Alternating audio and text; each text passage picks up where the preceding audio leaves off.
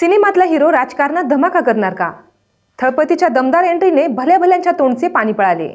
दाक्षिणात्य सुपरस्टार थलपती विजय यांनी अखेर राजकारणात आपली दमदार एंट्री घेतलेली आहे। गेल्या अनेक महिन्यांपासून त्यांच्या राजकीय पदार्पणाबाबत चर्चा सुरू होती। विजय यांचे चाहते आणि राजकीय निरीक्षक दोघेही वाट पाहत होते की तो कधी आणि कसा राजकारणात प्रवेश करणार, आणि अखेर ही प्रतीक्षा संपली। विजय यांनी आपल्या नवीन राजकीय पक्षाची स्थापना करत एका भव्य राजकीय रॅलीच्या माध्यमातून जनतेला थेट संबोधित केले आणि तामिळनाडूच्या राजकारणात खळबळ उडवून दिली। थलपती विजय यांनी स्थापन केलेल्या तमिळगाव वेत्री कझगम TVK या पक्षाच्या माध्यमातून त्यांनी राजकारणात अधिकृत प्रवेश केला। त्यांनी नुकतीच एक भव्य राजकीय सभा आयोजित केली होती, ज्यात सुमारे 2 लाख नागरिकांनी हजेरी लावल्याचं सांगितलं जात आहे। यावरून त्यांच्या लोकप्रियतेची झलक स्पष्ट होते। या सभेमध्ये विजय यांनी स्वतःचा पक्ष, त्याची दिशा आणि आगामी विधानसभा निवडणुकांची तयारी याबाबत स्पष्ट भूमिका मांडली। विजय यांनी या सभेत जे भाषण दिलं ते खऱ्या अर्थाने त्यांच्या राजकीय प्रवासाची सुरुवात ठरली। या भव्य कार्यक्रमासाठी राज्याच्या विविध भागातून लोक आले होते। विजयची भाषण शैली, आत्मविश्वास आणि मुद्द्यांवरील स्पष्ट विचार यामुळे कार्यक्रमात उपस्थित असलेल्यांवर प्रभाव पडल्याचे जाणवले। या सभेत विजय यांनी स्पष्ट सांगितले की हे चित्रपटाचे क्षेत्र नाही, हे युद्धाचं मैदान आहे। इथं दाखवण्याचं नाही तर करून दाखवण्याचं काम आहे। हे वक्तव्य केवळ एका अभिनेत्याचं राजकीय प्रवेश नसून प्रक्रियेतील पहिलं पाऊल आहे। विजय यांच्या भाषणातील मुद्दे हे स्पष्ट, थेट आणि सामान्य जनतेच्या प्रश्नांशी संबंधित होते। त्यांनी भ्रष्टाचाराच्या विरोधात कठोर भूमिका घेतली। शिक्षण, आरोग्य, सामाजिक न्याय या मुद्द्यांवर त्यांनी ठोस विचार मांडले।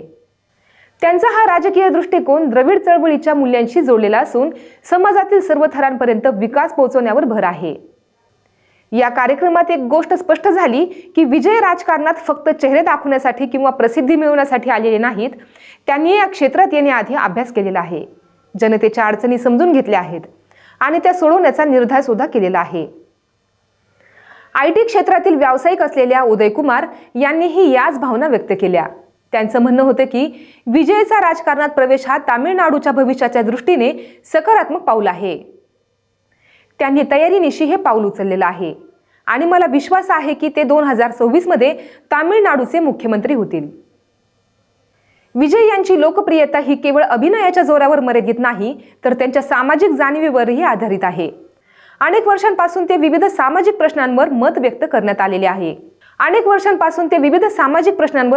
करत आलेले आहेत। त्यांनी नीट परीक्षेविरोधात आपली भूमिका मांडली होती, शेतकरी आंदोलकांना समर्थन दिलं होतं आणि जळीकटू यासारख्या स्थानिक चळवळींमध्येही सक्रिय सहभाग घेतलेला होता। त्यामुळे जनतेला त्यांच्यावर विश्वास वाटतो। त्यांच्या या रॅलीमध्ये जोश, शिस्त आणि नियोजन स्पष्टपणे दिसून आले। पोलीस बंदोबस्त, हजारोंच्या संख्येवरील उपस्थिती आणि विजयचा ठाम विश्वास या सगळ्यांमुळे ही एक सभा ऐतिहासिक घडामोड ठरलेली आहे। यावरून हेही स्पष्ट होत आहे की विजय यांचा पक्ष आणि त्यांचे कार्यकर्ते फक्त प्रचारासाठीच नव्हे, तर निवडणूक जिंकण्याच्या तयारीत आहेत। आता अनेक अभिनेत्यांनी राजकारणात आपली वाट धरलेली असताना विजय यांची एंट्री वेगळी का ठरते? याचं कारण म्हणजे त्यांच्या कृतीतील सातत्य, सामाजिक बांधिलकी। विजय हे केवळ स्टार नाहीत, तर लोकांच्या भावना समजून घेणारे आणि त्या दिशेने काम करणारे नेतृत्व आहे। ते कोणत्याही मोठ्या पक्षाशी आघाडी करत नाहीत, कारण त्यांना स्वतंत्र विचारांची आणि कार्यशैलीची गरज आहे। यामुळे ते पारंपरिक राजकीय पद्धतींपेक्षा वेगळे आणि आधुनिक नेता म्हणून उभे राहतात। 2026 मधील तामिळनाडू विधानसभेच्या निवडणुकीत विजय यांचा पक्ष महत्त्वाची भूमिका बजावू शकतो। विशेषतः तरुण मतदार, शिक्षित वर्ग आणि सामाजिक न्यायाच्या मुद्द्यांवर मत देणारे नागरिक त्यांच्या पाठीशी उभे राहू शकतात। त्यांनी राजकारण हे केवळ करिअर नसून एक जबाबदारी आहे असं सांगून या क्षेत्रातील आपली भूमिका स्पष्ट केलेली आहे। विजय यांचे पुढचे पाऊल काय असेल याकडे संपूर्ण तामिळनाडूचे नव्हे, तर संपूर्ण देशाचे लक्ष लागून आहे। जर त्यांनी याच प्रकारे जनतेची संवाद साधत राहिले, स्पष्ट भूमिका घेतली आणि संघटन मजबूत केलं, तर 2026 मध्ये ते मुख्यमंत्री पदाचे प्रमुख दावेदार ठरू शकतात। त्यांच्या एंट्रीनंतर तामिळनाडूच्या राजकारणात नवे समीकरण तयार होणार आहेत। पारंपरिक पक्षांना आता विजय यांच्याशी स्पर्धा करावी लागणार आहे आणि विजय हे सध्याच्या राजकीय नेत्यांसाठी आव्हान बनू शकतात।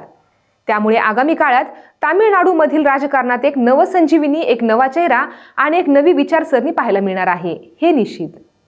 थलपती विजय यांनी राजकारणात उडी घेतल्यानंतर फक्त चर्चाच नाही, तर लोकांमध्ये नव्या आशा निर्माण झालेल्या आहेत। त्यांच्या भाषणातील आत्मविश्वास, जनतेशी थेट संवाद आणि स्पष्ट विचार हेच त्यांना इतरांपेक्षा वेगळं बनवत आहेत आणि त्यामुळेच लोक म्हणतात विजय तामिळनाडूचा पुढील मुख्यमंत्री होईल.